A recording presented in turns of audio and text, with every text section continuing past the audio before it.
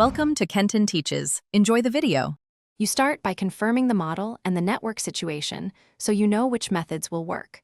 Once done, make sure your iPhone or iPad is on the same Wi-Fi and Bluetooth is on. The Apple TV uses both for remote pairing and AirPlay. If the Siri remote is lost, plug a keyboard or your iOS device physically nearby. This lets you complete initial sign in steps and enable necessary settings without waiting for replacements. Now pair and gain control. Open the control center on your iPhone, tap the Apple TV remote icon, and try basic navigation. This works because iOS emulates the Siri remote over the network.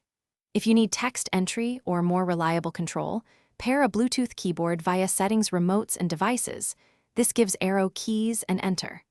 Also, remember AirPlay allows you to send video and audio directly from apps, so you can play content without browsing the Apple TV interface extensively.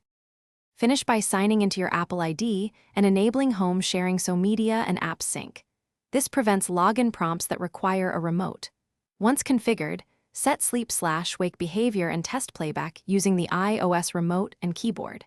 If things go wrong, restart the Apple TV or unplug it for 10 seconds. This often clears pairing glitches. If the device still won't accept input, reset network settings from Settings Network. Because lost Wi-Fi.